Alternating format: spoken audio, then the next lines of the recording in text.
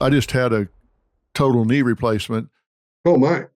on the left. And when you go through something like that, they put you on anticoagulants and antiplatelets, medications, things like that. And you bump your head pretty good during regimen of those medications. It's awful easy to get a brain bleed if something That's right. happens. So there's just a lot of things that affect all of this that we have to pay attention to. Amen. We're trying to raise the consciousness. I mean, I think is important in this whole conversation is raising the awareness of people. There are things you can do. I mean, drive more cautiously. A lot of people don't understand physics. When somebody's tailgating on you at 70 miles an hour, it'd be good to shift into the other lane and slow down.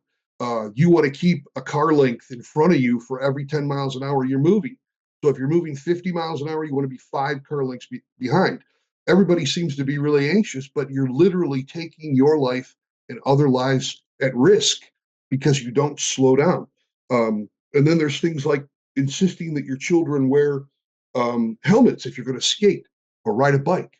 The JCs did a wonderful effort back in the 90s to raise the consciousness. We worked with McDonald's and Domino's to get parents to realize these probabilities exist for brain injury, and you're doing a great service to your children if you insist that they wear a helmet for any kind of a movement activity, roller skates, skateboards, bikes, all of it. John, let me ask you this. What can people do and what should they ask for in their states to get the kind of model that Michigan has? There are reasons they should do it. It provides comprehensive care for injury victims and it protects them from bankruptcy. Clearly, those are huge. Well, I think they can go to the website, Doc, and they can learn themselves. We have all kinds of videos. We have videos that are 2 hours long that are very technical. We have a short 10 or 15-minute animation video. But the thing they can do is identify who is the senator that's in your state that's on the insurance committee, who's the representatives. So contact them and send them the link to the NeuroTraumaAssociation.com and tell them you signed the petition and you believe it'd be in the best interest of all the citizens of this state if the legislature looks into this proven and successful model that's been used in Michigan only for 50 years. And then they can certainly refer those people to contact me. My contact information is at the website. And I've done this. I've incrementally had calls, and they can also contact their local media. If you know that there's a certain person that talks on health on television for your local CBS, ABC, NBC facility affiliate, then you could ask them to interview me. You could do that with your favorite radio station. I've probably been on Mitch Albom's radio show 200 or 300 times in the last 10 years, talking about this very topic. And then what we can do is we take those interviews and we share them with other media. I actually talked to about 75 producers in the fall of 20, and they all said, wow, this is a fabulous idea, but right now we're stuck on the COVID stories. Check back with us in a year. And even in 21, we were still on COVID. So the little things like that can make a big difference. Well, let me say to my viewers here in wrapping up this conversation, I'm talking to John Prosser II, and he's president of NeuroTrauma Association. The website he's referring to, and I've been there most recently today, it's neurotraumaassociation.com. When you go to the site, it's a very rich site. One of the things that I've always noticed, and I'm glad they do when they do, but you always notice when somebody is impacted by a disease.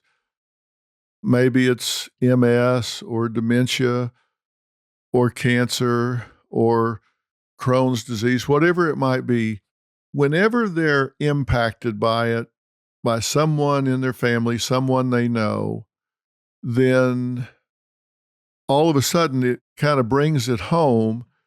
And so they start really working to raise funds and raise awareness on it.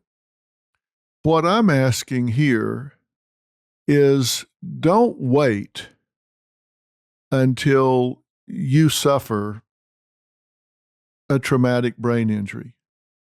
Don't wait until you're one of the 1.7 million people in America that is impacted by this through a fall or a car accident or some head trauma and become part of the 500,000 people a year that go bankrupt because you don't have the wherewithal to sustain the life impact that these bills stack up and have on you. Don't wait until you're impacted by it. Do something now. There are millions of people in America right now that are drowning under the financial burden of this, that don't have the ability to get quality care. And as John says, he'll go and make great headway with a politician, a congressman, a senator, their staffers, and then everything changes before they can actually get it onto the floor, get it voted on, get it implemented. It's like he's fighting a war of attrition. He goes, makes his case, people understand it, but then before they can get anything enacted, they're gone. He's got to start all over again. He's got to feel like he's in the movie Groundhog Day. Yeah, no, I do because, but it's like my mission. It's you said, if you know somebody, don't wait. I've known thousands of people for 30 years. I've gone to the hospitals and met with the people and met with the families. And it's a terrible tragedy. And it doesn't get better. It can get to a quality of life that you can't believe, because if you have the proper resources, you can have that. But if your viewers just went to the website, signed the petition, that allows us, we hopefully get millions of Americans. There's 250 million Americans that have registered cars. So if we get half of them to say, wow, I want this in my state, that's a big statement. And that all comes from people just going to a website and clicking the petition. It is a big statement. And if you don't think you can be in the backyard, having a barbecue 1 minute, running to the store to pick something up the next, and your entire world change in the blink of an eye, it can. So be proactive. Do something about this at this point. The place to start is go to neurotraumaassociation.com, sign the petition, and take a minute. Also, audit your family, young and old alike, and see, is somebody suffering with TBI and it is undiagnosed?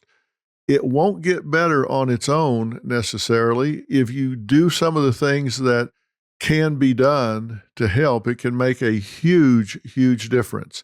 Now, sometimes you shake this off and the brain is very resilient and it'll snap back from it. But sometimes you need intervention, and quicker the better. So kind of look around and ask yourself if maybe grandma's having more trouble than she was because she took a fall and didn't tell you. Be aware. Think about this stuff. It's not always catastrophic at one time.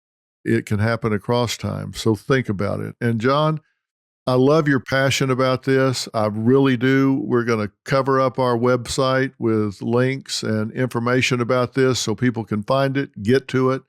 The Michigan model that you guys have with $26 billion in the fund at this point, God bless everybody for getting busy on that. Well, amen, Doctor. And I'd just like to give a shout out to my son, John, who co-authored our book.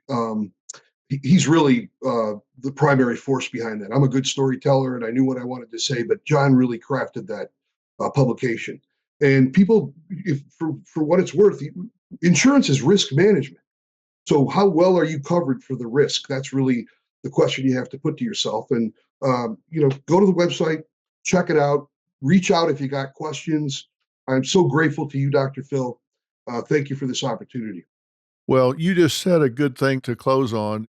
It's terrible if you think you've got coverage, you think you're protected, and then something happens and you go, oh my God, I thought I was protected. Now I find out that I didn't have near the coverage that I thought I did. And all of this information is on the website. So go there and find out.